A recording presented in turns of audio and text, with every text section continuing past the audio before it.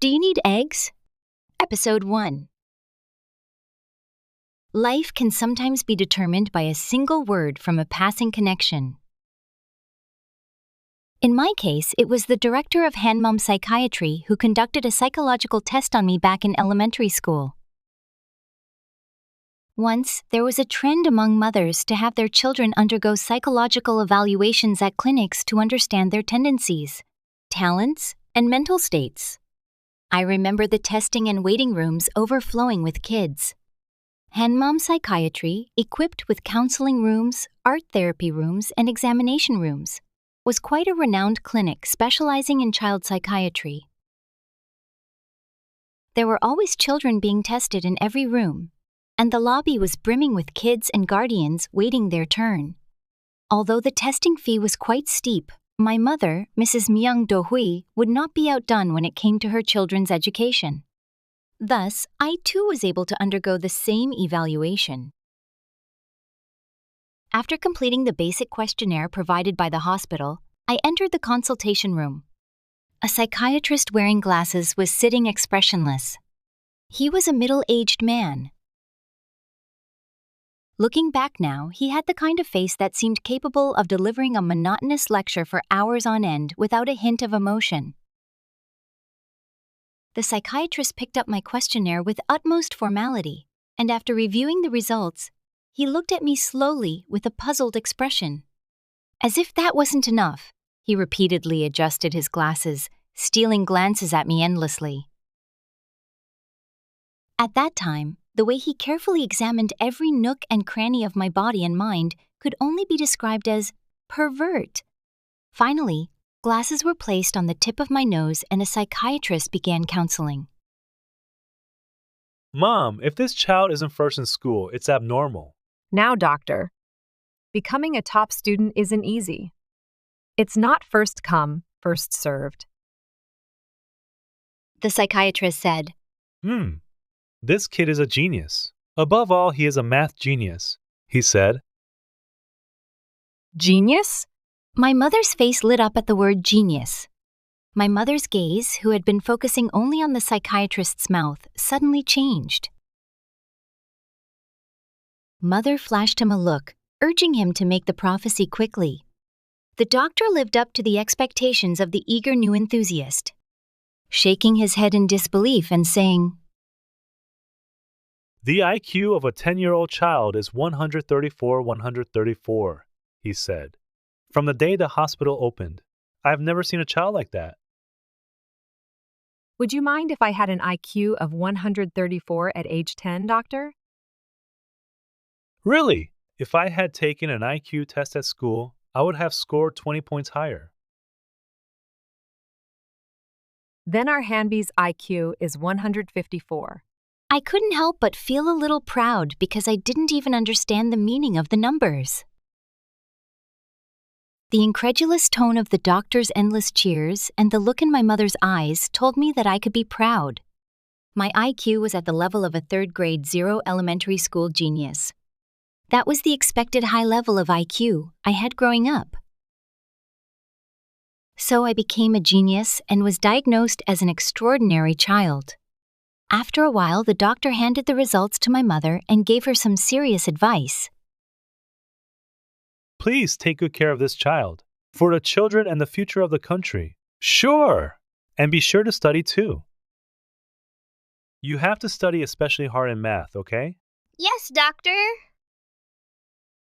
That day, the quack that I was a math genius was half right and half wrong. Following the advice of Dr. Hanmam, I devoted my life to mathematics.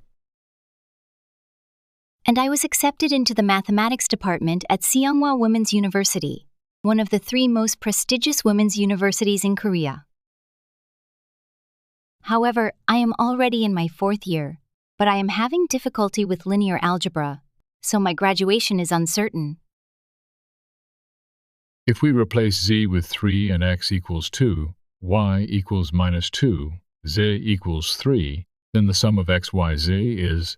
What is this? It's 3. Hanbi, let's graduate. Graduation. Everyone else is doing it too. You should too. If you pass linear algebra, you too will be able to get off this slave ship. Right from the start of the new term, I claimed the seat by the back door as my own. I prefer to attend class in peace without drawing attention to myself. Even though it's a mandatory class for my major, it doesn't count towards my credits, so I have to take it alongside the underclassmen. To be honest, college wasn't as great as I'd hoped it would be. The one upside of my college courses was getting out of the usual trio, Korean, English, and math. Yet, I ended up doing nothing but math for 4 straight years. Even my part-time job revolved around math. Trust me, if you don't have a deep passion for math, you're not going to enjoy your time in the math department. And let me tell you, even if you're a math whiz, enduring hour-and-a-half lectures that bore you to tears will likely leave you feeling just like I do. Throughout the lecture, I held my eyelids with a pen and tried to concentrate.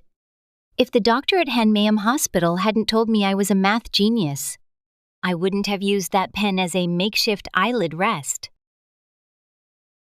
But suddenly, amidst the onslaught of sleepiness, I noticed students turning around, their numbers growing. It seemed they were trying to locate the source of the thrum-thrum sound that was echoing from somewhere. Should I even bother? I wondered, nodding off, believing it had nothing to do with me. The sound continued without stopping. More and more students are starting to look back. Then suddenly they all started looking at me. Ouch! Ah, it hurts. Fen opened his eyelids in surprise at the sudden accusatory gaze, and his eyeballs were stung. Meanwhile, I instinctively answered the phone and hung up. Some students blatantly looked at me as if I was saying some nonsense. The others looked at the professor and giggled at me. I'm so embarrassed. After realizing the situation, I repeatedly apologized to my juniors and bowed my head.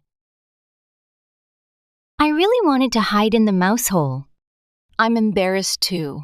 Just leave it alone. Please. Ahem. Focus. At one word from the professor, the classroom became quiet, and the boring lecture began again. I checked with the caller to determine the cause of the embarrassment. It was Jae-jun Kim. Why? I'm in an important class right now. You are so terrible in class that you make the student hear that I gave him a terrible teacher. Taehoon said that? Taehoon boasts that he can freely choose MIT or Stanford if he has the skills. So why is he receiving tutoring? I did my best for him. Why are you only picking on me? Picking on you? Yes, picking on me.